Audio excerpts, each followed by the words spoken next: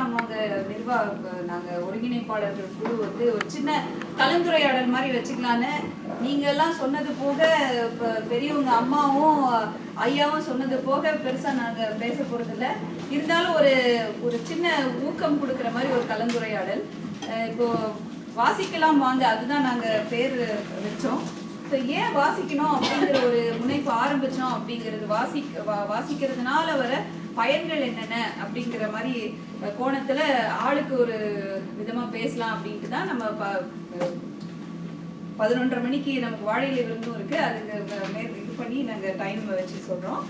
So இப்போ வந்து நம்ம சிறுவர்களும் சொல்லிட்டாங்க, அம்மாவும் சொன்னாங்க, ஐயாவும் சொன்னாங்க வாசிக்கிறதுனால இருக்கிற பயன்கள் என்னென்ன அப்படின்னு சொல்லிட்டு.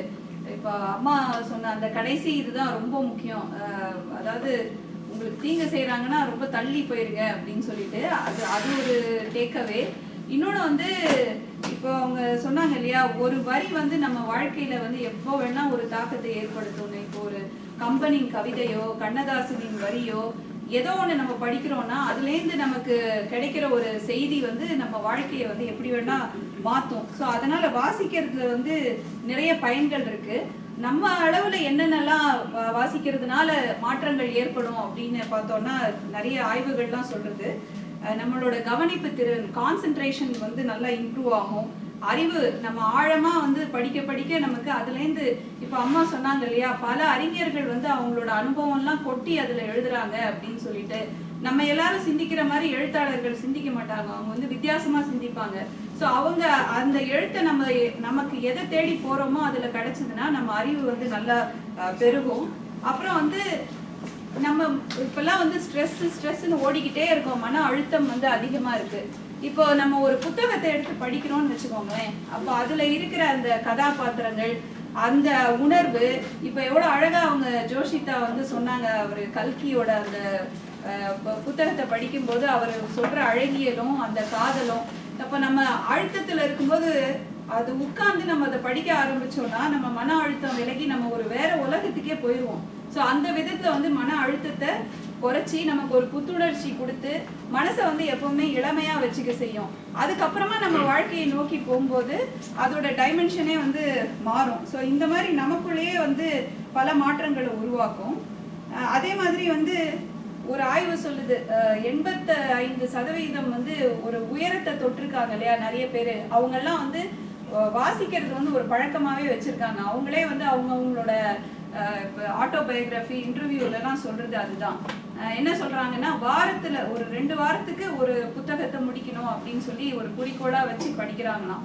இப்போ உலக பணக்காரர்கள் பில் கேட்ஸு, இப்போ உங்களுக்கெல்லாம் தெரியும் Bill Gates, Mark Zuckerberg, Elon Musk, இவங்கெல்லாம் வந்து என்ன சொல்கிறாங்க, இப்போது ஃப்யூச்சரை எப்படி கணிக்கணும் அப்படிங்கிறது வந்து ஓரளவுக்கு நம்ம படிக்கிற புத்தகத்தில் தெரியும். ஆனால் நம்மளோட முன்னோர்கள்லாம் நிறைய எழுதி வச்சுருப்பாங்க இல்லையா, அதில் படித்து அவங்களுக்கு அதுலேருந்து அறிவு வந்து they started like investing in the future. அப்படி தான் அவங்கெல்லாம் பெருசாக உயர்ந்தாங்க. ஸோ மோர் தேன் எனி திங் படிக்கிறது வந்து அவுட் சைட் த பாக்ஸ் திங்கிங்னு சொல்லுவாங்க இல்லையா. இப்போ இலான் மஸ்க் வந்து ஒரு சின்ன ஒரு இதுவே சொல்லியிருக்காரு, அவங்க அப்பா சின்ன வயசுல இருக்கும்போது அடிக்கடி வேற வேற நாடுகள் மாற்றிக்கிட்டே இருந்தாங்களாம். அதனால அவருக்கு ஒரு நண்பர் கூட்டம்னு யாருமே இல்லை. ஆனால் அவர் வந்து புத்தகத்தை தான் வந்து நண்பராக வச்சுக்கிட்டாராம். ஸோ அரிஸ்டாட்டல் அந்த மாதிரி பெரிய அறிஞர்களோட புத்தகத்தை எல்லாம் படித்து அவரோட கிரியேட்டிவ் திங்கிங்கை வந்து டெவலப் பண்ணாராம்.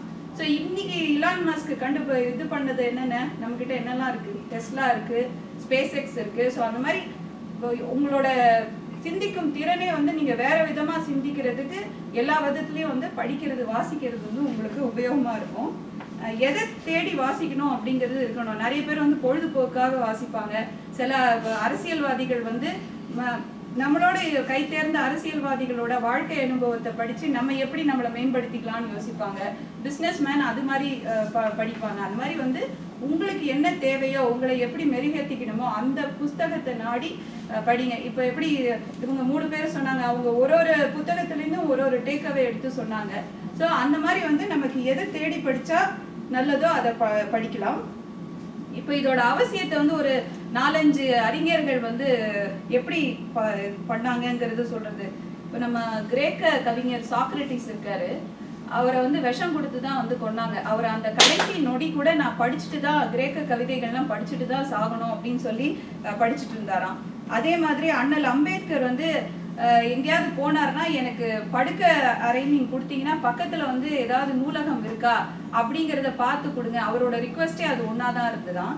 அது மாதிரி நம்ம அறிஞர் அண்ணா இருக்கார் இல்லையா, இப்போ ஐயா சொன்னார், அறிஞர் அண்ணா வந்து விமானம் மூலம் போகிறத விட ட்ரெயின் மூலம் போனால் இன்னும் நாட்கள் கிடைக்கும், இன்னும் கொஞ்சம் புத்தகம் படிக்கலாம். அதே மாதிரி அவர் நோய்வாய்ப்பட்டு இருக்கும்போது அவருக்கு அறுவை சிகிச்சை பண்ணணுமா இருந்துதான். ஆனால் வந்து ஒரு புத்தகத்தை ஆரம்பிச்சிட்டாராம் படிக்கிறதுக்கு. அதனால அதை நான் முடிச்சிடுறேன், அதுக்கப்புறமா அறுவை சிகிச்சை வைங்கன்னு, இது நடந்த உண்மை அப்படிங்கிறாங்க. அதனால ஒரு நாள் தள்ளி தான் வந்து அறுவை சிகிச்சை வச்சுக்கிட்டாராம். அந்த அளவுக்கு வந்து அவருக்கு வாசிக்கிறது மேல ஒரு ஆர்வம் இருந்தது அப்படின்னு சொல்லி, இதெல்லாம் வந்து ஒரு எக்ஸாம்பிள்ஸ் நமக்கு ஊக்கம் கொடுக்கறதுக்கு பெரிய பெரிய அறிஞர்கள் வந்து எப்படிலாம் வாசிக்கிற பழக்கத்தை ஒரு முனைப்பா வச்சிருந்தாங்க அப்படின்ட்டு. இப்போ கூட சிங்கப்பூர்ல தமிழர்கள் வந்து ரீட் சிங்கப்பூர் அப்படின்ற ஒரு முன்னெடுப்பு நடத்திட்டு வராங்களாம். அதுல என்னன்னா, எல்லா புத்தகத்தையும் வந்து படிங்க, எழுத்தாளர்களை கூப்பிட்டு அவங்கள வச்சு பேச வச்சு ஊக்கம் கொடுக்குறாங்க. அந்த அளவு இல்லைனாலும் நம்ம மினசோட்டா தமிழ் சங்கம் போன வருடத்துலேருந்து ஆரம்பிச்சிருக்கோம், வாசிக்கலாம் வாங்கன்னு சொல்லிட்டு. நோக்கம் வந்து நம்ம எழுத்தாளர்களை தெரிஞ்சுக்கணும், நம்ம புத்தகத்தை தொட்டு படிக்கணும் அப்படிங்கிறது தான் நோக்கம். இன்னும் மேல மேல நம்ம எல்லாரும் சேர்ந்து வாசிக்கலாம் வாங்க. அடுத்த இந்த ஒரு வருடம் பண்ற எல்லா நிகழ்வுகளுக்கும் வாங்க, எல்லாரும் நம்மளே சேர்ந்து நான் வழி நடத்துவோம். நன்றி. கலந்துரையாடல்ல அடுத்தபடியா நம்ம புத்தகங்கள் வாசிக்க வேண்டும் அப்படிதான், அதுதான் நம்மளுடைய குறிக்கோள். அப்படி இருக்கும் பொழுது இப்ப நம்ம ஒரு சாதாரண ஓய்வு நேரங்கள்ல, வேலை வலு இருக்கிற இந்த காலகட்டங்கள்ல ஓய்வு நேரங்கள்ல ஒரு திரைப்படம் பார்க்கணும், இல்லை ஒரு கதை படிக்கணும் அப்படின்னா, அந்த திரைப்படம் ஒரு 1.5 மணி நேரம் 2 மணி நேரம் இருந்தாலும் அதை தேடக்கூடிய நேரமே ஒரு 30 நிமிடம் 40 நிமிடம் நமக்கு ஆகிடும். ஏன்னா அந்த அளவுக்கு விரிந்து பறந்து கிடக்கிற படைப்புகள்ல எதை நம்ம தேர்வு செய்யணும் அப்படிங்கிறதுலே நம்ம நேரம் நிறைய செலவிடுவோம்.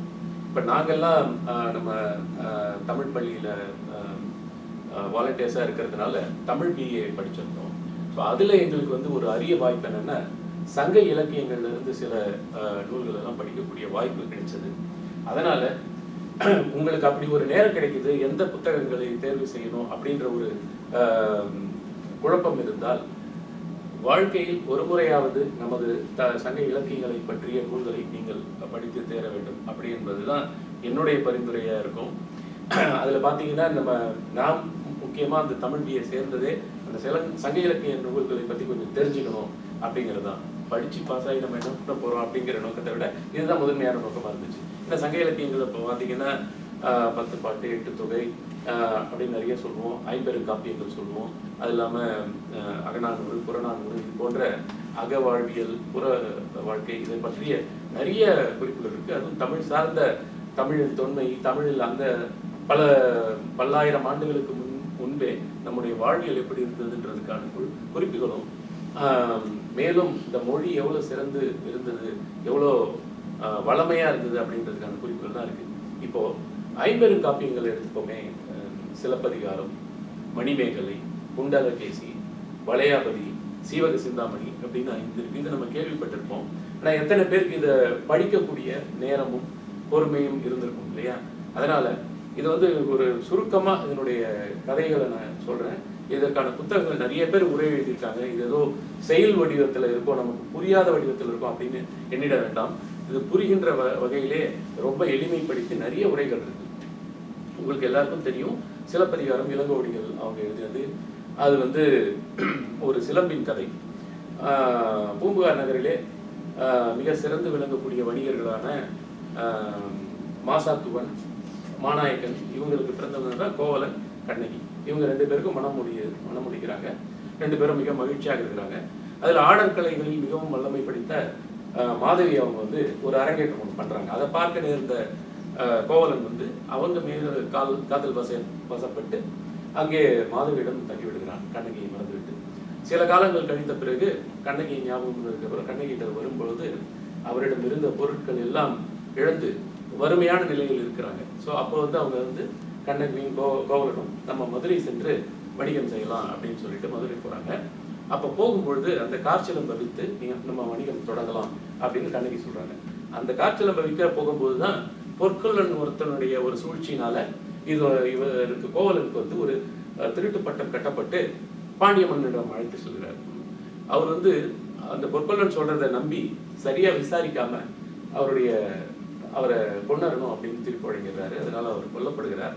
இதை கேள்விப்பட்ட கண்ணகி வந்து எப்படி எனது கணவரை திருடன் என்று நீங்க சொல்லி இது மாதிரி கொல்லலாம் அப்படின்னு சொல்லி உடனே அந்த அரசவைக்கு வந்து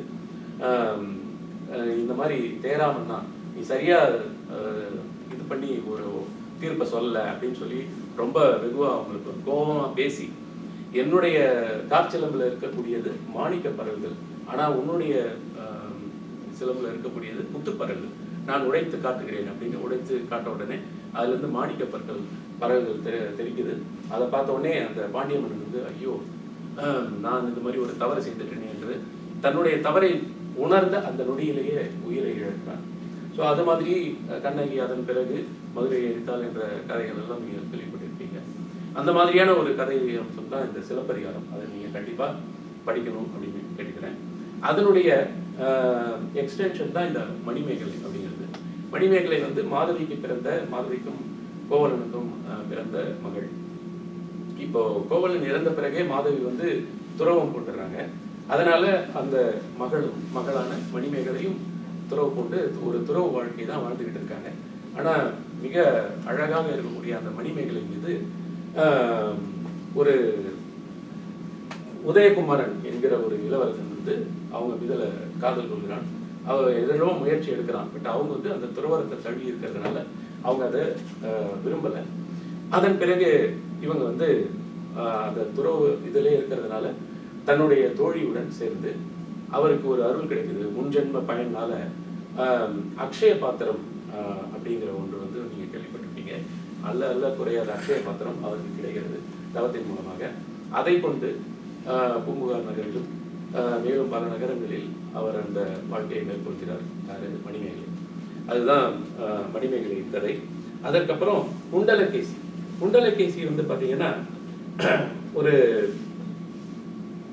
நாதகுத்தனார் எழுதினது 9ஆம் நூற்றாண்டு அப்படின்னு சொல்லப்படுகிறது. இதுக்கு சரியான எந்த நூற்றாண்டில் வரையறுக்கப்பட்டது, சரியான வடிவங்கள் எல்லாம் கிடைத்த வடிவத்தை வச்சு இதுதான் கதைன்னு சொல்றாங்க. அதுல வந்து பாத்தீங்கன்னா பத்தரை அப்படிங்கிற ஒரு ராஜாவின் மகள் அப்படின்னு வச்சுக்கலாமே. அங்க மிகுந்த பத்தரை வந்து ஒரு நாள் அவங்க அந்த அரண்மனையில் இருக்காங்க. அப்போ வந்து மிக கொடூரமான ஒரு திருடன் ஒருவன் அவனை கைது செய்து அழைத்து கொண்டு போறாங்க. அது நம்ம இப்பெல்லாம் நிறைய சினிமாக்கள்ல பார்க்கக்கூடிய ஒரு கதை தான். அவங்க வந்து அந்த திருடன் மேல காதல் படுறாங்க, ஆசைப்படுறாங்க. அதை தன் தந்தை கிட்ட சொல்றாங்க. அவரும் தந்தையும் வந்து அமைச்சரவையில் போயிட்டு சொல்றாரு, இந்த மாதிரி அந்த திருடன் வந்து விடுவித்திடுங்க, என் மகள் அவன் மேல ஆசைப்படுகிறார் அப்படின்னு சொல்லி அவங்களுக்கு மனம் முடிக்கிறாங்க. மனம் முடிந்த பிறகு பத்தரை அவங்க வந்து என்ன நினைக்கிறாங்கன்னா, அவரை எப்படியாவது திருத்திடலாம் அப்படின்னு நினைக்கிறாங்க. என்னதான் இருந்தாலும் அந்த வழிபறி கொள்ளைகள் திருட்டு வேலைகள் பண்ற அவனுக்கு வந்து அது திருந்தலை. இவங்க கிட்ட இருக்கிற ஆபரணங்கள் நகை அதையெல்லாம் பார்த்து இவங்க கிட்டையும் அதே மாதிரி நடந்துக்க முயற்சி பண்றான். அதற்காக தந்திரமா அவங்கள வந்து ஒரு மலை உச்சிக்கு கொண்டு போய் அவங்கள எல்லா நகையும் போட்டு கொண்டு போறான். எப்படியும் அவங்கள அங்க கொலை செய்து விடலாம், பின்பு இந்த நகையெல்லாம் எடுத்துக்கலாம் அப்படின்ற ஒரு திட்டத்தில் போகிறான். இந்த திட்டம் இவங்களுக்கு தெரிய வருது. அதனால அவங்க ஒரு வேண்டுகோள் விடுக்கிறாங்க, நான் உன்னை ரொம்பவும் நேசிக்கிறேன், நான் உன்னை ஒரு 3 சுத்தி வந்துட்டு அதுக்கப்புறம் நீ என்ன பண்ணிக்கணும்னு சொல்றாங்க. அந்த 2வது சுத்து வரும்பொழுது 3வது சுத்து வரும்பொழுது அந்த பத்தரை வந்து அவனை தள்ளி விட்டுறாங்க. அவங்க இறந்து போயிடுறாங்க. அதுக்கப்புறம் பத்தரை வந்து அவங்க ஒரு துறவு வாழ்க்கை மாதிரி அவங்க தனியா வாழ்றாங்க. அந்த கதை தான் குண்டலகேசி. அந்த குண்டலகேசி என்ற பேர் என்னன்னா, அவங்க அப்போ வந்து என்ன பண்ணிடுறாங்க, தன்னுடைய கேசம் முடியை வந்து அறுத்துக்கிறாங்க. அதுக்கப்புறம் அது வந்து சுருண்ட முடியா ஆகிடுது. அதுதான் குண்டல கேசம். அதுக்கப்புறம் வளையாபதி அப்படின்னு பாத்தீங்கன்னா ஒரு வைர வணிகன்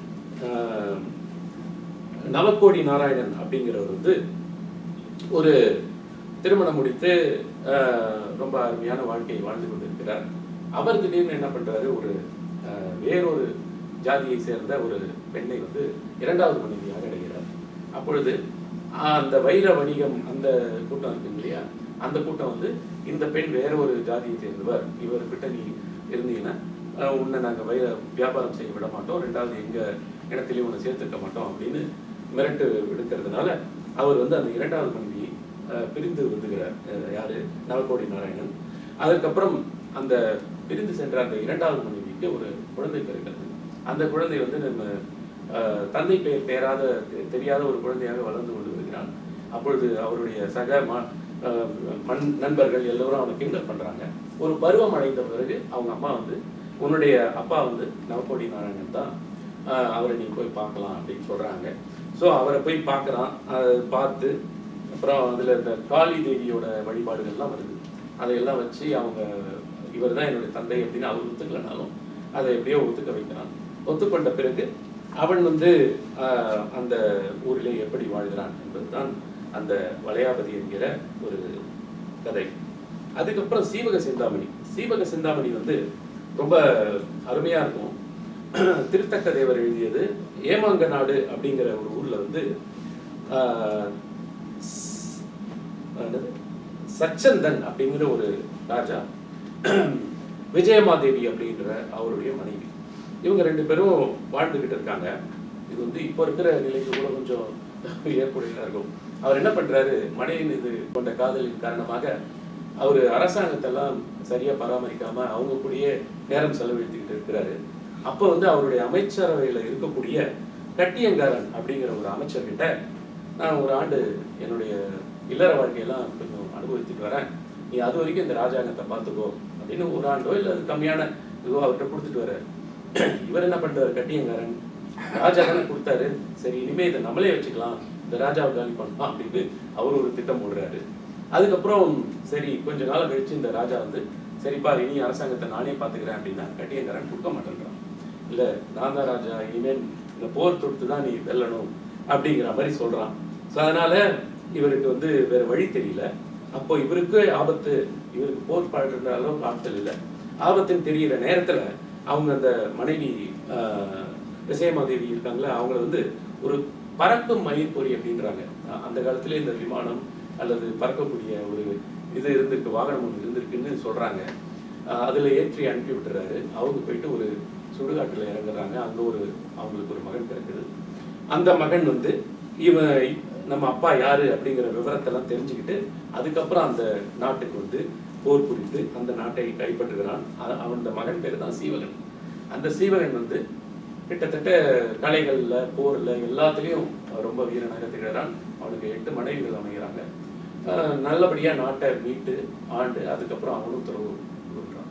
ஸோ ஒரு மனைவியை கட்டி கொண்ட சச்சந்தன் எவ்வளோ துயரப்படுறான். ஒரு 8 மனைவியை கட்டியிருந்தாலும் அரசாய் ஆண்டு விட்டு துறவரம் போகிறார் அப்படின்ற மாதிரி கதை. இது மாதிரியான இலக்கியங்கள் நான் ரொம்ப நேரம் எடுத்துக்கிட்டேன் நினைக்கிறேன். இலக்கியங்கள் நிறைய இருக்கு, இதெல்லாம் நம்ம படிக்கணும் அப்படின்னு பரிந்துரை. அடுத்ததா பண்பாட்டை பத்தி பேசணும்னு சொல்லிருக்கேன். நன்றிங்க. இப்போ இந்த கருத்தரங்கத்தோட முக்கியமான நோக்கமே வந்து பார்த்தீங்கன்னா, எல்லா பேரும் பலதரப்பட்ட புத்தகங்களை, தமிழ் புத்தகங்களை படிக்கணும் அப்படின்றத இனத்தை தூண்டுறதுக்கு தான் கருத்தரங்கம் தான் இது.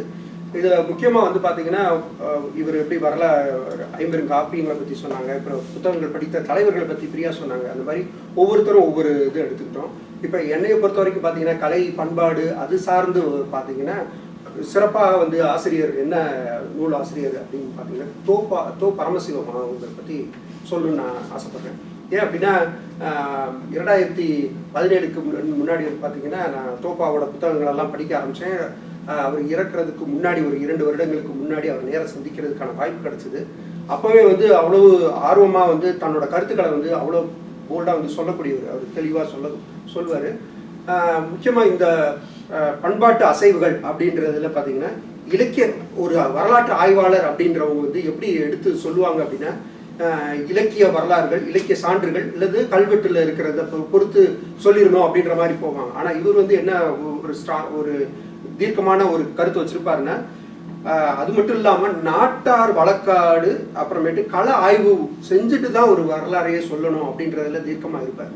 அப்படின்றதுல வந்து அடுத்ததை வந்து பொருட்டாக நம்ம இவர் சொல்றதுல வந்து முக்கியமாக பார்த்தீங்கன்னா, சில விஷயங்களால் நம்ம வந்து ஒரு பொருட்டாகவே மதிச்சிருக்க மாட்டோம். இதெல்லாம் என்ன இருக்கு, தண்ணியில் என்ன இருக்கு, தண்ணி இங்கேருந்து வருது அப்படின்றது மட்டும்தான் நம்ம வந்து ஒரு எண்ணம் இருக்கும். அதே போல் வந்து ஒவ்வொரு ஊர்லேயும் ஒவ்வொரு பழக்கம் இருக்கும் அவ்வளோதான் அப்படின்றத நம்ம கடந்து போவோம். ஆனால் அவர் அதே வந்து தெளிவாக வந்து விளக்கி சொல்லியிருப்பார். உதாரணத்திற்கு தண்ணீர் பற்றி சொல்லணும்னா எது வந்து குட்டைன்னு ஏன் சொல்கிறாங்க, எது குளம்னு சொல்கிறாங்க, ஊரணின்னு எதை சொல்கிறாங்க, எதனால அந்த பேர் வந்தது அப்படின்றதெல்லாம் அவ்வளோ ஆய்வு செஞ்சுருக்காரு. உதாரணத்திற்கு மழை நீர் மட்டும் சிறிய தேக்கமாக இருந்ததுன்னா அது வந்து குட்டைன்னு சொல்கிறாங்க. குளிப்பதற்கு பயன்படும் நீர்நிலை வந்து குளம். இதே உண்பதற்கு பயன்படும் நீர்நிலை வந்து ஊருணி அப்படின்னு, அதாவது உண்ணக்கூடிய வகையில் இருக்கிற அந்த தண்ணீர் இருக்கிறனால அது வந்து ஊருணி அப்படின்னு சொல்கிறாங்க.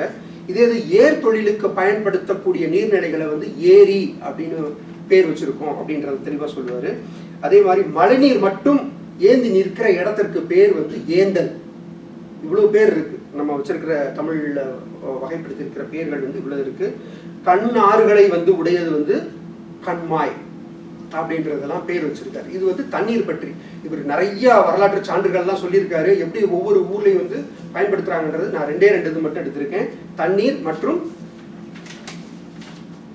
வரைவு கடாது, அதாவது குறிப்பறிந்து உணர்த்துதல். இப்போ உதாரணத்திற்கு வந்து இவரே வந்து கள ஆய்வு செய்த பொழுது நெல்லை மாவட்டத்தில் வந்து ஒரு இறப்பு செய்திக்காக போயிருக்காரு. அந்த இறப்பு யாரோட இறப்பு அப்படின்னா, தற்போதுதான் மடம் முடித்த ஒரு 3 வயது குழந்தை இருக்கக்கூடிய ஒருவர் இறந்து போயிடுறாரு, சாலை விபத்தில் இறந்து போயிடுறாரு. அந்த நெல்லையில் வந்து அந்த இறப்பு செய்தியில் வந்து கலந்துக்கிறதுக்காக போயிருக்காரு. அப்போ வந்து பார்த்தீங்கன்னா வெளியில் ஆண்கள் எல்லாம் உட்காந்துருக்காங்க, சில பெண்களும் உள்ள உட்காந்து அழுதுகிட்டு இருக்காங்க. அந்த நிகழ்வில் கூட ஒரு இது ஆய்வு பண்ணி என்ன ஒரு ஆச்சரியமாக இருந்தது அப்படின்னா, ஒரு வயதான பாட்டி உள்ளே இருந்து, எல்லா பேர் வெளியில் உட்காந்துருக்காங்க, அந்த ஆண்கள்லாம் உள்ளே இருந்து ஒரு செம்பில் வந்து தண்ணியில் எடுத்துகிட்டு வர்றாங்க. அதில் வந்து முதல்ல ஒரு உதிரிப்பூ ஒன்று போடுறாங்க. அப்படின்னோடனே வெளியில் இருக்கிற ஆண்கள் எல்லாம் வந்து ஐயோ அப்படி ரொம்ப பதட்டப்பட்டு அச்சோ அப்படின்னு வருத்தப்படுறாங்க. 2வது ஒரு உதிரிப்பூ போடுறாங்க, ஐயோ அப்படின்னு அதுக்கும் பதட்டப்படுறாங்க. 3வது ஒரு உதிரிப்பூ போட்டுட்டு கடைசியில் 3 இது போட்டு முடிச்சதுக்கப்புறம் அந்த பூவை மட்டும் கையில் வச்சுட்டு அந்த செம்பு தண்ணியை கீழே கொட்டிட்டு உள்ளே போயிடுறாங்க. இதுல இருந்து என்ன சொல்ல வர்றாங்க, இந்த அம்மா எதுக்காக வந்தாங்க, இந்த செம்பை வந்து எதுக்கு கொடுத்தாங்க அப்படின்னு, செம்பில் வந்து ஏன் உதிரி பூக்கள் எல்லாம் போடுறாங்க அப்படின்னு கேட்டப்ப அதுக்கு வந்து அவருக்கு வந்து விளக்கம் சொல்றாங்க. என்ன அப்படின்னா, அந்த இறந்தவரோட மனைவி வந்து 3 மாத கர்ப்பமா இருக்காங்க. இது வந்து எல்லா பேர்த்துக்கும் தெரியணும், இப்பவே தெரியணும். நாளை பின்ன ஏதாவது ஒரு கேள்வி வந்துடக்கூடாது, எப்படி இவங்க இறந்துருக்காங்க, எப்படி இவங்களுக்கு குழந்தை பிறந்தது அப்படின்னு. அந்த குறிப்பால் உணர்த்துதல்ன்றதுக்கு தான் சங்க இலக்கியத்திலே இருக்கு வரைவு கடாதல் அப்படின்ற ஒரு வார்த்தை. இந்த வார்த்தையை வந்து இப்பவும் நம்ம வந்து நெல்லை மாவட்டத்தில் பின்பற்றிட்டு இருக்காங்க அப்படின்றத அவரோட ஆய்வு கட்டுரையில் சொல்லியிருக்காரு. இதற்கு பெயர் தான் வந்து பண்பாட்டு அசைவுகள் அப்படின்ற தலைப்பில் கொடுத்துருக்காரு இந்த தலைப்பு. ஸோ இதெல்லாம் வந்து ஒவ்வொரு எழுத்தாளர்கள் வந்து எந்த விதத்தில் நம்மளுக்கு தாக்கத்தை ஏற்படுத்தியிருக்காங்க அதை பொறுத்து தான் நம்மளுக்கு படிக்கிற ஆர்வம் தூண்டும். அதை போல தான் ஒவ்வொரு தலைப்பு நாங்கள் எடுத்துகிட்டு பேசுகிறோம். அடுத்து வந்து கவிதைகளை பற்றி ஸோ என்னுடைய அனுபவம் வந்து கவிதைகளில் உரைநடைய ஒப்பிட்டு பார்க்கும்போது கவிதைகள் மேலே சிறு வயதிலிருந்து எனக்கு ஆர்வம் மிக அதிகம். சிறு வயதில் ஒரு 6வது படிக்கும்போது முதல்ல வந்து எனக்கு திருவாசகம், தேவாரம், திருவாசகம், திருப்புகழ் இந்த மாதிரி பக்தி இலக்கியங்கள் படிக்கிற வாய்ப்பு என்னோட அம்மா, பக்கத்து வீட்டில் இருக்கிற அத்தைமார்கள் மூலமாக கிடைத்தது. அப்போ ஒரு தடவையும் கோயிலுக்கு போய் திருவாசகம் அவங்க படிக்கும்போது சில பேர் வந்து அழுவாங்க. எனக்கு அப்போ அதுக்கு அர்த்தமே புரியல, என்ன பாட்டு தானே, பாட்டை ஏன் பாடிக்கிட்டே அழுகிறாங்க அப்படிலாம் யோசிச்சேன். அதுக்கப்புறமா தான் தெரிஞ்சிச்சு அந்த வார்த்தைகள் ஒன்று அதில் இருக்கிற அந்த வார்த்தையுடைய உரைநடைய ஒப்பிட்டு பார்க்கும் போது உணர்வுகள் மிகுந்த வார்த்தைகள் மட்டும்தான், உணர்வுகள் மிகுந்த சொற்களும் அதன் சுருக்கங்களும் மட்டும்தான் கவிதைகளில் இருந்தது. அப்போ அந்த இது வந்து ரொம்ப அந்த வடிவம் வந்து என்ன ரொம்ப ஈர்த்துச்சு. அதுல வந்து குறிப்பா சொன்னோம்னா இப்போ அந்த அப்பெல்லாம் வந்து சிறுவர் மலர், வார மலர் அதெல்லாமே வரும். வார மலர் படிக்கிறதுக்கு எனக்கு அனுமதி கிடையாது. அது வந்து பெரியவர்களுக்கு உண்டான புத்தகம் என்பதால் எனக்கு அதற்கு அனுமதி கிடையாது. அது வந்த உடனே முதல்ல கவிதைகளை தேடி படிக்கும் ஆர்வம் திருவாசகம் மூலமாக வந்ததன் காரணமாக வந்த உடனே முதல்ல நான் ஓடி போய் எடுத்து பார்க்கறது அந்த கடைசி பக்கத்தில் இருக்கிற அந்த கவிதை பக்கம். அதை உடனே வந்த உடனே எனக்கும் எங்க அம்மாவுக்கும் போட்டி. அதில் காதல் கவிதைகள் நிறைய இருக்கும் என்பதால் இருவரில் யார் முதலில் அந்த புத்தகத்தை தொடுவது, யார் முதலில் ஒழித்து வைப்பது, இல்லை யார் முதலில் படிப்பது என்பதற்கான போட்டி இது. அப்போ எப்பவுமே என்னோட அம்மா தான் ஜெயிப்பாங்க. ஸோ எனக்கு அதுக்கு வாய்ப்பு ரொம்ப ரொம்ப குறைவாக இருந்தது. ஆனா சிறுவர் மலரிலும் சிறு சிறு மற்றதெல்லாம் படிக்கிறதுக்கு உண்டான வாய்ப்பு இருந்ததுனால அதை தாண்டி வந்து திருப்புகள், தேவாரம், திருவாசகம் தாண்டி கவிதை மேல வந்து நம்மளுடைய செய்யுள் மனப்பாட பகுதி, எல்லாரும் மனப்பாட பகுதியில எப்படி மார்க் வாங்கினாங்க இல்ல எப்படி எல்லாம் எனக்கு தெரியாது. ஆனா மனப்பாட பகுதிங்கிறது வந்து எனக்கு ரொம்ப ரொம்ப சுலபமா வந்துடும். ரொம்ப கஷ்டப்பட்டெல்லாம் நான் படிக்க வேண்டிய அவசியமே கிடையாது. ஒரு 2 தடவை படிச்சாலே உடனே வந்துடும். ஸோ திருவாசகத்துல நிறைய பாட்டு இருக்கு. இப்ப எப்படின்னு பாத்தீங்கன்னா பதிகங்கள் வந்து 51 பதிகங்கள், ஒன்னொன்னு ஒரு ஹெட்டிங் கீழே வரும். அன்னை பத்துன்னு சொல்லுவாங்க, அதிசய பத்து. அதாவது ஒரு காதலாகி கசிந்துருகி உணர்வு மிக்க ஒருத்தர் வந்து பார்க்காத ஒருத்தர் மேல இவ்வளோ ஒரு அன்பை கொட்டிட முடியுமா, ஒரு காதலை கொட்டிட முடியுமானா கண்டிப்பா முடியும். அந்த புத்தகங்களை எடுத்து படிக்க ஆரம்பிச்சோம்னா ஏன் கண்ணில் தண்ணி வராம போயிடுச்சுன்னா தான் நம்ம மேல ஏதோ பிரச்சனை இருக்கும் அப்படிங்கிற அளவுக்கு நம்மளை உணர வச்சிடும் அந்த புத்தகம். ஸோ அதுல வந்து நான் இப்போ ஒரே ஒரு பாட்டை உங்களுக்காக சொல்லணும்னு ஆசைப்படுறேன். ஏன் இந்த ஒரு பாட்டை எடுத்தேங்கிறதுக்கும் காரணம் சொல்றேன். இதுல ஏகப்பட்ட பாட்டு எல்லாமே கண்ணில் தண்ணி வந்துடும், எல்லாமே காதல் வழிந்தோடிய ஊறிய பாடல்களாக இருக்கும். ஆனாலும் நான் ஏன் இந்த பாட்டை எடுக்கிறேன்னா, இதுக்கு நம்மளுடைய இளையராஜா இசையமைச்சிருக்காரு. அதனால என்ன நடக்கும்னா இன்னும் கொஞ்சம் நம்மளோட ஸோ நீங்க இதை கண்டிப்பா போய் கேட்டு பாருங்க.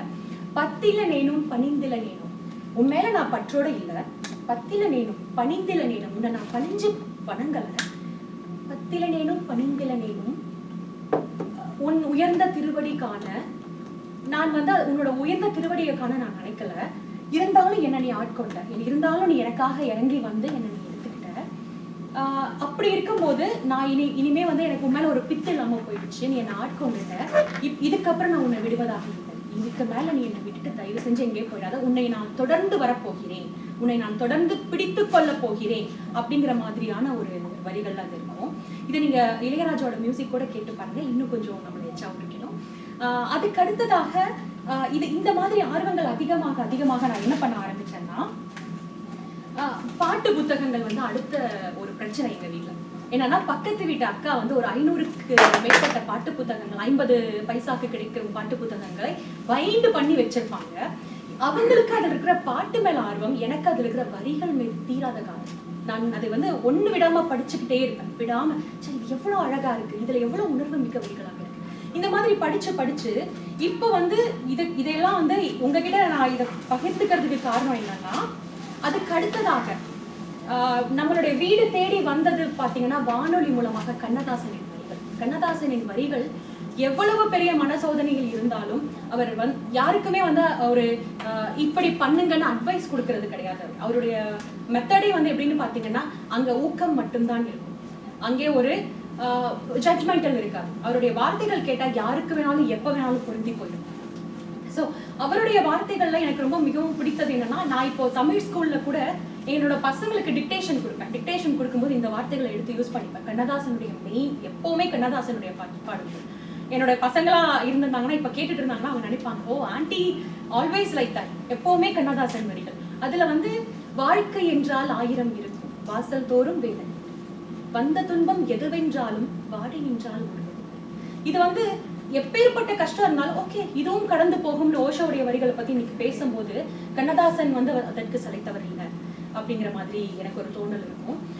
கண்ணதாசனுடைய வரிகள்ல வந்து இன்னும் நமக்கு நிறைய நிறைய நிறைய பாடல்கள் நீங்க எல்லாரும் இருக்கீங்க, உங்களுக்கு எல்லாருக்கும் மிக பிடித்தமான வரிகள் நிறைய இருந்திருக்கும். அதுக்கப்புறமா பாத்தீங்கன்னா வாலி அவர்கள் வந்து வாலிப கவிஞர் வாலி, அதுல நமக்கு சந்தேகமே வர தேவையில்லை. அவருடைய ஒரு பாடல்களையும் காதலுடைய பாடல்கள் நிறைய இருந்துச்சு. அதுக்கு அடுத்தது பாத்தீங்கன்னா நாம் முத்துக்குமார் உடைய ஒரு விஷயத்தையும் வாழ்க்கையில வந்து ஒரு சின்ன சின்ன விஷயங்களை கூட என்ஜாய் பண்ணி வாழணும் அப்படிங்கிறத நாம் முத்துக்குமாருடைய வரிகள்ல நம்ம தெரிஞ்சுக்கலாம். உதாரணத்துக்கு பாத்தீங்கன்னா வெயிலோடு விளையாடி வெயிலோடு உறவாடின்னு ஒரு லைன் கவிதை இருக்கும். அதுல வந்து இப்ப வெளியில நம்மளால போயிட்டு ஒரு கொஞ்சம் வெயில் இன்க்ரீஸ் ஆகும்போது ஸ்னோ டைம்லலாம் புலம்பிக்கிட்டே இருப்போம், எப்படா வெயில் வரும், வெயில் வந்த உடனே வந்து முதல் வேலையா வீட்டுக்குள்ள வந்து ஏசியை போடு அப்படின்னு நம்ம பண்ணுவோம். அதையும் தாண்டி அந்த பசங்க, ஒரு சின்ன பசங்க எவ்வளவு அழகா அந்த வெயில என்ஜாய் பண்ணியிருக்காங்க. வெயில வந்து எவ்வளோ ஒரு சின்ன சின்ன விஷயங்கள், தனக்கு கிடைக்கிற சின்ன சின்ன சந்தோஷங்களை கூட வரிகளா மாற்ற முடியுமா? ஆனா முத்துக்குமார் அவர்கள்லாம் முடிந்து அது வந்து ரொம்ப கவர்ந்து இழுக்க. அடுத்தது யுகபாரதி, கவிஞர் யுகபாரதி வந்து இந்த கொள்ளையில வாழையில கொட்டடியில் கோழி குஞ்சினர் அத்தனையும் உன்மகத்தை சொல்லுதையா, ஆடும் மாடும் வெறுவாயம் இல்லுதையா, காத்தோட ஊம்பாசம் காடெல்லாம் ஊம்பாசம், ஊத்தாட்ட ஊனணைப்பு ஊறுதையா. இது வந்து ஒரு இறப்புக்கு பின் பாடுற ஒரு ஓலக்குரல்ல வர்ற ஒரு பாட்டு தான், ஒரு வரிகள் தான். ஆனா அதுல வந்து எவ்வளவு மிஸ் பண்றாங்க, எவ்வளவு ஊறி போயிருக்கு ஒருத்தருடைய நினைவு அப்படிங்கறத கூட ஒரு 2-3 வரியில அடக்க முடியுமா கவிதை வரிகளால் முடியும். அதுக்கடுத்தது தாமரையுடைய வார்த்தைகள் ஒன்னொன்னுமே வந்து பாத்தீங்கன்னா ரொம்ப தமிழ் சார்ந்த வார்த்தைகளா தான் இருக்கு. எங்கேயுமே அவங்க வந்து தமிழை தாண்டி வேற ஒரு வார்த்தைகளை உள்ள கொண்டு வரதில்லை. இன்னொன்னு நம்ம மனசுக்குமே நம்ம ரொம்ப தமிழ்லயே கேட்டு வரவங்களுக்குமே இடையில ஏதாவது இங்கிலீஷ் வார்த்தை வந்தா இது என்ன தேவையில்லாத ஒரு உள்ள வந்து உட்கார்ந்துட்டு இருக்குங்கிற நம்மளோட ரசிப்பை தாண்டி நம்ம அதை டக்குன்னு இது தள்ளி போட்டா நல்லா இருக்குமே அப்படிங்கிற மாதிரிதான் நம்ம உணர வச்சிருது சில வார்த்தைகள். ஸோ தமிழ் நிறைய இருக்கும்போது தான் அந்த பாட்டை நம்ம மனசை ரசிக்கவே செய்யுது. நம்ம உண்மையிலே நம்மளே யோசிச்சு பார்த்தோம்னா அதான் நமக்கு நடக்குது. ஸோ இந்த நிமிடம் நீயும் வளர்ந்து என்னை தாங்க எங்கினி, அடுத்த கணமே குழந்தையாக நீ என்றும் இருக்க வேண்டிய. என்ன ஒரு முரண்பாடு! இப்பவே நீ வந்து பெருசா என்ன தாங்கு, ஆனா அடுத்த வரிகள் இன்னொரு முரண். இல்ல வேணா நீ இப்படி இருக்கு. இந்த ஒரு முரணை சொல்ல முடியுமா கவிதைகள்? அடுத்தது பாத்தீங்கன்னா, என்னை விட்டு 2 எட்டு தள்ளி போனால் தவிக்கிறேன், மீண்டும் உன்னை அள்ளி எடுத்து கருவில் வைக்க நினைக்கிறேன். ஒரு அம்மாவுடைய ஒரு ஆசைய, அந்த குழந்தை மேல அம்மாக்கு இருக்கிற ஒரு ஆசைய இதை விட அழகா எப்படி சொல்லலாம்? தமிழை தாண்டி வேறு எந்த ஒரு வார்த்தைகளை கொண்டு நம்மளால இதை உணர்வை உள்ள ஊத்த முடியும் நமக்கு அப்படிங்கிறது வந்து வாய்ப்பே இல்லை அப்படிங்கிறது என்னுடைய கருத்து. அதுக்கு அடுத்தது பாத்தீங்கன்னா, சுகித்த ராணி அவர்களுடைய கவிதையை வந்து நான் ரொம்ப நேசிக்கிறேன். அவர் வந்து எனக்கு ஒரு 2 புத்தகம் கொடுத்தாரு. அவ்வளோ ஒரு நைட்டுலாம் என்னால் அதை நிறுத்த முடியல, ஃபுல்லாக படித்து முடிக்க தான் எனக்கு மனசு வந்துச்சு ஃபர்ஸ்ட்டு. அவங்க வந்து ஒரு இடத்துல சொல்லியிருக்காங்க, அவங்க எப்படின்னு பார்த்தீங்கன்னா ரொம்ப வந்து ஒரு தைரியமான கவிஞர் கண்ணதாசனுடைய வரிகளை இன்னைக்கு காலையில் நான் வாசித்த போது அதில் ஒன்று வந்துச்சுன்னா, எதெல்லாம் சரியில்லையோ அதை எதிர்ப்பது கவிஞனின் வேலை, எதையெல்லாம் சரியோ அதை ஆதரிப்பது கவிஞன். இவை சரி என்றால் அதை எடுத்து எம்புவேன், இவை தவறு என்றால் எதிர்ப்பேன். அதை வந்து சுகித்தரானுடைய ஒரு புரட்சி வரிகளில் நம்மளால ரொம்ப இயல்பா பார்க்க முடியும். துள்ள துடிக்க பழி வாங்குவேன், சாகடிக்கவே முடியாத என் எழுத்துக்கள். துள்ள துடிக்க பழி வாங்குவேன், சாகடிக்கவே முடியாத எழுத்துக்கள். என்ன ஒரு புரட்சிகரமா, என்ன ஒரு கர்வம்! நான் எழுத்தாளன், எழுதுபவன் என்பதில் எவ்வளவு ஒரு கர்வம் இருந்திருக்க வேண்டும் அவருக்கு. அதற்கடுத்ததாக, எனக்கு எதிராக நீ வியூகங்களை வகுக்கும் போதும் ஆயுதங்களை கூர்த்திட்டும் போதும் ரௌத்திரம் பொங்க களமாடுகிறேன். ஆயுதங்கள் ஏதுமற்ற உன் கண்களில் அன்பின் கடைசி துளி சொட்டும் போது வீழ்ந்து போகிறேன். நான் கோபமாக இருக்கிறேன், நீ கோபப்பட்டால் நான் படுவேன். எப்போ உன்னோட கோபம் தணிகிறதோ, எப்போ உன்னோட கண்ணுல ஒண்ணுமே இல்லையோ, அந்த கடைசி துளி சொட்டும் போது வீழ்ந்து போகிறேன். எதுவும் இல்லை, அன்பின் வழி, அன்பின் கடைசி நொடி.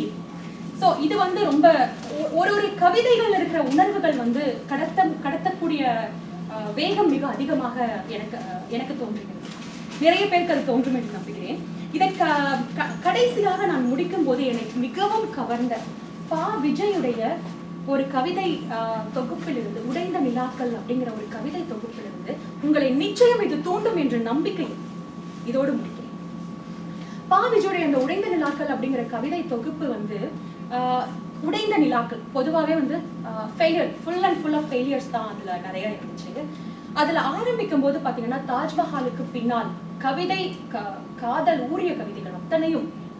இன்னொன்னு, இது வந்து ஹிஸ்டாரிக்கல், ஒரு வரலாற்று புனைவாகவே நான் அந்த புத்தகத்தை பார்த்தேன். அது வரலாற்று புனைவு புத்தகம் தான்.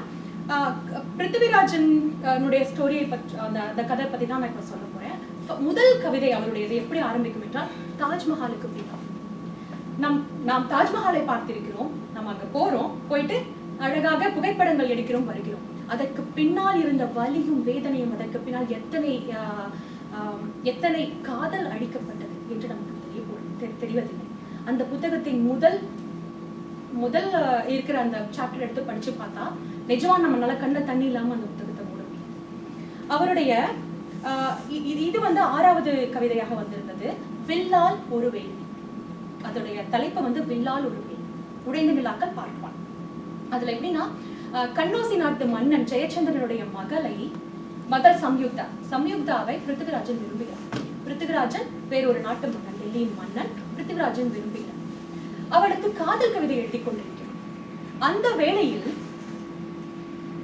அங்கே என்ன நடக்கிறது என்றால் சம்யுக்தாவிற்கு சுயம்பரம் ஏற்பாடு செய்திருக்கிறார்கள். அதற்கு பிருத்திவிராஜனுக்கு அழைப்பில்லை. இப்போது அவன் நண்பன் வருகிறான். இவன் காதல் கவிதை இரவு முழுக்க காதல் கவிதை எழுதுகிறான், முடியவில்லை. சோ அப்ப அவனுடைய நண்பன் தில்சாகரன் வருகிறான். அவர்களுக்கு உண்டான ஒரு உரையாடல், மிகச்சிறிய பகுதி, 1 நிமிஷத்துக்குள்ள முடிச்சு. அப்ப அவன் ஃப்ரெண்ட் என்ன சொல்றான்னா, அந்த சுயம்பரத்துக்கு இவருக்கு அழைப்பில்லை, ஆனால் பிருத்திவிராஜனுடைய சிலையை அங்கே முன்னாடி வாயில் காவலனாக செய்து வைத்திருக்கிறார்கள். ஆளுயர சிலை வாயில் காவலனாக செய்து வைத்திருக்கிறார்கள். இப்ப அத தில்சாகரன் இன்ஃபார்ம் பண்ணிட்டான். இப்ப வருது, எங்கே என் வில்? தில்சாகரனின் செவியில் பால் பாய்கிறது. இவ்வளவு நேரம் காதல் கவிதை எழுதிட்டு இருந்தான், இப்ப கேக்குறான், என்ன என்னோட சிலையை முன்னாடி வச்சுட்டாங்களா, எங்கே என் வில் எடு அப்படின்னு சொன்னான். பிருத்திவிராஜன் வில் கேட்கிறான். ஆஹா, பூரிக்கிறது தோள்கள், புலகமடைகிறது நெஞ்சு. தோமார் யுத்தத்துக்கு பின் தோல் இறக்கிய வில்லை மீண்டும் தோல் ஏற்றப் போகிறான் பிருத்திவிராஜன். தில்சாகரன் கும்மாளம் இடுகிறான். ஆஹா நண்பா, நிலா என்னடா நிலா, நீ வெள்ளெடுத்தால் சூரியனிலும் நம்கொடி பட்டொலி வீசுமப்பா. பிருத்திவிராஜனின் அழகிய முகத்தசைகள் இறுகி இறுகி முருகுகிறது. இது காதல் போர் மட்டுமல்ல, மானப்போர். சபதமிட்டு சப்தமிடுகிறான். ஒரு பெண்ணுக்காக, ஒரே ஒரு பெண்ணுக்காக எனும் போது இமயத்தையே 2 துண்டாய் உடைத்து தள்ளுகிற சக்தி வரும். மானத்திற்காக, தன் மானத்திற்காக எனும் போது இந்த பூமி பந்தையை தூள் தூளாக்கி ஊடி ஊதுகிற சக்தி வரும். ஒரு பெண்ணுக்காக, தன் மானத்திற்காக என்று 2க்காக எனும் போது எவ்வளவு சக்தி வரும். பிருத்திவிராஜனின் காலடியில் காற்று நசுங்கியது. அவன் மூச்சில் நெருப்பின் அனல் அலையடித்தது. ஜெயச்சந்திரனின் கண்ணோசி நாடு நோக்கி நதியும் மலையும் நகர்ந்தன. காலாட்படை நதி போல், யானைப்படை மலை போல் வருகிறான் அம்மா உன்னாளன், உன் கண்ணாளன். வீர வில்லாளன் பிருத்திவிராஜன். செய்தி பாய்ந்தது செல்வி சம்யுக்தையின் செல்வி. விளக்கில் சூட்டிய பூங்கொத்து விளக்கின் சூட்டில் வாடி காட்சியளிப்பதைப் போல கண்ணம் விங்கி கரைந்த சம்யுக்தா அந்த நொடி வெடித்த கொடிப்பூவாய் மலர்ந்து போனான் ஜெயச்சந்திரன். அவசர ஆலோசனை கூட்டம் கூடுகையில் பிருத்திவிராஜனின் நண்பன் தில்சாகரன் தூதுவனாய் வந்தான். பாம்பை பார்த்த பட்டணத்து வாசிகள் போல் வாய்ப்பிழந்தனர் கண்ணோசி சபையினர். தில்சாகரன் பேசினான். என் மன்னனை வாயில் காவலனாய் சிலை செய்த சபையே, உன் எல்லையில் நிற்கிறது என் பிருத்திவிராஜன் என்பது. உங்கள் கைவிரலுக்கு நீங்கள் நகம் வெட்டும் நேரத்திற்குள் உங்கள் படை வீரர்கள் மொத்த தலைகளையும் வெட்டி எடுத்துக்கொண்டு போய்விடுவோம். ஆனாலும் என் மன்னன் எல்லைப்புறத்தில் நிற்கிறான், சமாதானத்திற்காக அல்ல, நீ ஆயத்தமாவதற்கான அவகாசத்திற்காக. முற்றுப்புள்ளிக்கு வந்து விட்டானே, தயாரான பின் தகவல் அனுப்பு, தலையறுக்க வருகிறேன் என்று கர்ஜித்து விட்டு சபை வாயிலில் காவலாளியாக நிறுத்தப்பட்ட ஒரு குட்டி யானை கனமுள்ள பிருத்திவிராஜனின் கட்சலையை தனி ஒருவனாய் தோளில் தூக்கி திம் திம் என்று வெளியேறுகிறான் தில்சாகரன். கண்ணோசி மன்னன் ஜெயச்சந்திரன் விக்கித்து விதிர்த்து வியத்து போய் கிடந்தான். உங்கள் கை விரலுக்கு நீங்கள் நகம் வெட்டுவதற்குள் உங்கள் படை வீரர்கள் மொத்த தலைகளையும் வெட்டி எடுத்துக் கொண்டு போய்விடும். என்ன ராஜகம்பீர எச்சரிக்கை! பிருத்திவிராஜனின் நண்பனின் ரத்தமே இந்த குமுறு குமுறுகிறது என்றால் பிருத்திவிராஜன். ஜெயச்சந்திரன் மூளை சாணக்கிய தந்திரம் செய்தது. இப்போது போவான். நைட்டு இதுக்கப்புறம் என்ன நடக்கும்னா நீங்களே போய் படிச்சுக்கோங்க.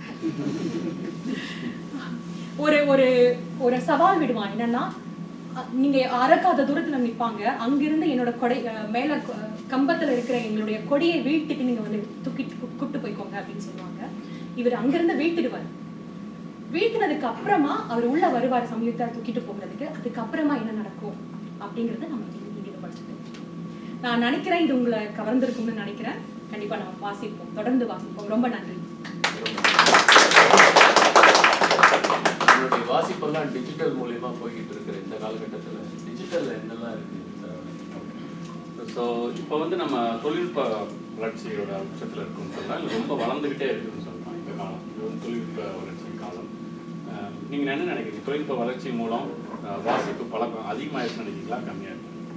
கண்டிப்பாக கம்மியாக இருக்குன்னு தான் நினைக்கிறேன். ஏன்னா வாட்ஸ்அப் இருக்கிற இந்த காலத்தில் ரீல்ஸ் வாட்ஸ்அப்லாம் இருக்கிறதுனால உட்கார்ந்து ஆழ்ந்து படிக்கிற அந்த துணியே போயிடுச்சு.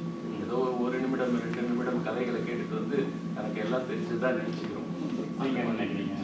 கண்டிப்பா இப்போ ஏஐ அந்த மாதிரிலாம் நிறையா வந்ததுக்கப்புறம் ஏஐ டு ஏஐ ஒவ்வொருத்தரும் பேசிக்குவாங்களோ அப்படின்ற மாதிரி தான் தோணுது. எல்லா பேரும் அவங்கவுங்களோட கருத்துக்களை விட்டுட்டு நான் இந்த கருத்தை நான் ஜெமினிலேருந்து எடுத்தேன், இந்த கருத்தை நீ இதிலேருந்து எடுத்தியா, சாட் ஜிபிடி இல்லையா, ரெண்டும் வந்து எது வந்து பெஸ்ட்டு அப்படின்ற மாதிரி தான் இப்போ போர்கள்லாம் நடக்கிறதா நான் நினைக்கிறேன். நான் வந்து கொஞ்சம் பாசிட்டிவாக நினைக்கிறேன். என்னன்னா இப்போ தொழில்நுட்பம்லாம் வந்திருக்கு. ஆனால் இந்த காலத்துலேயும் புக்கை திறந்து படிக்கலனா கூட கிண்டல் அப்படிங்கிற ஒரு இதை வச்சு பசங்க படிச்சுட்டு தான் இருக்காங்க. எங்கள் வீட்டிலலாம் புக் படிக்கிறாங்க. அதே மாதிரி இந்த பசங்களும் படிச்சுட்டு தான் இருக்காங்கன்னு நினைக்கிறேன். அதனால் ரொம்ப நம்ம வந்து டெக்னாலஜினால வாசிப்பு திறனே போயிடும் அப்படின்னு தோண்டு போக வேண்டாம். ஆனால் முன்னேற்றமும் இருக்குது, அதில் அது அட்வான்டேஜஸும் இருக்குது. நம்ம பார்வையாளர்கிட்ட கேட்கலாம். தொழில்நுட்ப வளர்ச்சி மூலம் வாசிப்பு திறன் அதிகமாக இருக்குன்னு நினைக்கிறீங்கன்னா கை தூக்குங்க. அதிகமாக இருக்குன்னு நினைக்கிறவங்க கை தூக்குங்க. ஓகே, குறைஞ்சிருக்குன்னு நினைக்கிறவங்க கை தூக்குங்க. ஓகே. ஆனால் உலகளாவிய அளவில் எடுத்த பல்வேறு சர்வேக்களில் வாசிப்பு பழக்கம் வந்து அதிகமாக இருக்குது அப்படிங்கிறது தான் முடிவாக வந்திருக்கு. வாசிப்பு அப்படிங்கிறது வந்து புத்தகத்தில் மட்டும் வாசிப்பு அப்படின்னு இல்லாமல் சிலருக்கு வந்து புத்தகத்தை தொட்டு வாசிக்கிறது வந்து ஒரு சிறு குழந்தைய தூக்கி மடியில் வச்சு கொஞ்சம் மாதிரியான ஒரு பழக்கமாக இருக்கும். ஆனால் வாசிப்பு வந்து இப்போ பல்வேறு தளங்களில் மாறிட்டு இருக்கு.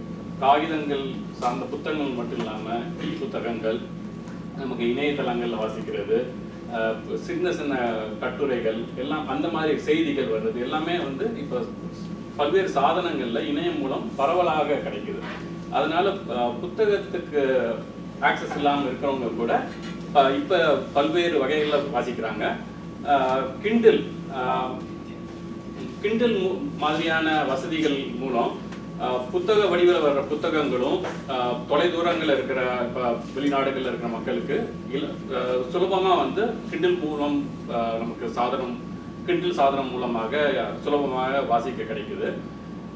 அது ஒன்று. அதுக்கப்புறம் வந்து உட்கார்ந்து வாசிக்கணும், புத்தகமோ இல்லை கிண்டலோ அப்படி உட்கார்ந்து வாசிக்கணும் அப்படின்னு இல்லாமல் இப்போ பாட்காஸ்ட் அப்படிங்கிற வடிவிலையும் நீங்கள் உடற்பயிற்சி செய்யும் போதோ இல்லை வந்து பயணத்தின் போதோ கார் ஓட்டும் போதோ கூட வந்து புத்தகத்தை வந்து கேட்டுக்கிட்டே போகலாம். நிறைய புத்தகங்கள் இப்போ வந்து ஆடியோ வடிவிலையும் ஒளி வடிவில் நமக்கு வந்து கேட்கறது கிடைக்குது. இப்போ நம்ம நடத்துகிற இந்த வாசிக்கலாம் வாங்க அப்படின்னு வாசிப்பை ஊக்குவிக்கும் இந்த குழு கூட தொழில்நுட்பத்தை பயன்படுத்தி ஜூம், வாட்ஸ்அப் அந்த மாதிரி பல்வேறு தொழில்நுட்பங்களை பயன்படுத்தி தான் இந்த குழுவை ஒருங்கிணைத்து நம்மளாம் வெவ்வேறு இடங்கள்ல இருந்தாலுமே வந்து மக்களை வந்து ஒருங்கிணைத்து வாசிப்பு ஆர்வம் இருக்கிறவங்களை ஒன்றா கூட்டி தொலை தூரத்தில் இருக்கிற படைப்பாளர்களையும் நம்ம கூட்டத்தில் கலந்து கொள்ள செய்து இந்த கூட்டத்தை திறம்பட செய்துக்கிட்டு வரோம். அடுத்ததான் வந்து இப்போ தொழில்நுட்ப வளர்ச்சியின் அடுத்த கட்டமாக நம்ம வந்து செயற்கை நுண்ணறிவு வந்து இப்போ ஏஐ அது வந்து ரொம்பவே ஒரு பரவலான ரீச்சில் இருக்குது. அதையும் வந்து நம்ம வந்து வாசிப்புக்கு எப்படி வந்து பயன்படுத்திக்கலாம் அப்படின்னு பார்க்கலாம். நம்மளுடைய வாசிப்பு சுவை, நம்மளுடைய வாசிப்பு ரசிப்பு சார்ந்து நமக்கு என்னென்ன புத்தகங்கள் கிடைக்கு அப்படிங்கிறத வந்து நம்ம செயற்கை நுண்ணறிவு மூலமாக வந்து எடுத்துக்கலாம். அதை வந்து நம்ம வந்து நண்பனாக பயன்படுத்தலாம். இப்போ உதாரணமாக சில மாதங்களுக்கு முன்னாடி நாங்கள் குடும்பத்தோட ஒரு ரோட் ட்ரிப் போகும்போது என் குழந்தைகள் வந்து ஒரு புத்தகங்கள்லாம் வச்சுருந்தாங்க. கொஞ்ச நேரத்தில் படித்து முடிச்சுட்டாங்க. அப்புறம் வந்து அவங்களுக்கு வந்து என்ன பண்ணுறாங்கன்னா சாட் ஜிபிடியில் போயிட்டு அதை ஒரு கதை சொல்கிறாங்க. அவங்களே வந்து கதாபாத்திரங்களா அதில் வந்து உள்ளீடு செஞ்சு எனக்கு வந்து ஒரு கதை சொல்லு, இந்த மாதிரி ஜானரில் சொல்லு, இந்த மாதிரி அவங்களுக்கு வேண்டிய வடிவில் உடனே ஒரு கதையை உருவாக்கி அதையும் வாசிச்சுட்டு வராங்க. ஸோ அதான் நம்மளையோட அந்த இளம் தலைமுறையினருக்கு வந்து அந்த தொழில்நுட்பத்தை எப்படி பயன்படுத்தி வாசிப்பை அதிகப்படுத்திக்கலாம் அப்படிங்கிறது வந்து அதிகமாகவே தெரியுதுன்னு சொல்லலாம். அதனால வாசிப்புங்கிறது ஒரு பழக்கம், அதை வந்து நம்ம தொடர்ந்து அதிகப்படுத்திட்டே வரணும். அதுக்கு இந்த தொழில்நுட்பம் அப்படிங்கிற இந்த இதை வந்து ஒரு கருவியை நம்ம பயன்படுத்தணும். செயற்கை நுண்ணறிவு அப்படிங்கிறத வந்து நமக்கு ஒரு நண்பனா, வாசிப்புக்கு மேம்படுத்த ஒரு நண்பனா பயன்படுத்தணும் அப்படின்னு சொல்லிக்கிறேன். கண்டிப்பா நீங்க சொல்ற மாதிரி நூலகத்துலலாம் வந்து பார்த்தீங்கன்னா இந்த மாதிரி அது சார்ந்து நிறையா டூல்லாம் வரணும் அப்படின்றது தான் எதிர்பார்ப்பாக இருக்கும்னு நினைக்கிறேன். கண்டிப்பாக அப்படி வந்ததுன்னா நிறையா நம்ம வரும் வருடத்தில் நம்ம கொண்டு போகிற நிகழ்ச்சிகள் கூட நம்ம வந்து பாட்காஸ்டாகவும் தொழில்நுட்பத்தை பயன்படுத்தி இதுவரை நம்ம வந்து சிறப்பு விருந்தினர்கள் எல்லாம் அழைத்து அவங்கள பேச சொல்லியிருந்தோம். இனி வாசகர்கள் ஆகிய நீங்கள் இதில் ரொம்ப ஆர்வம் கொண்டுட்டு இருக்கிறதுனால நாங்கள் எல்லாருக்கும் ஏற்றபடியான சில புத்தகங்களை தேர்வு செய்து அதை வந்து நீங்களும் படித்து ஒரு குழுவாக நம்ம அதை வாசிக்கலாம் அப்படின்னும் ஏற்பாடு பண்ணியிருக்கோம். அதுக்கான திட்டங்களும் செய்துட்டு இருக்கோம். ஸோ வாசித்தல் என்பது ஒரு கருத்தை எப்படி நமக்கு உள்வாங்க வைத்து அதன் உள்ளே செல்ல செய்கிறதோ அது மாதிரி இந்த வாசிக்கும் திறனை நம்ம மேம்படுத்த நாம் எல்லோரும் முயற்சி எடுப்போம்.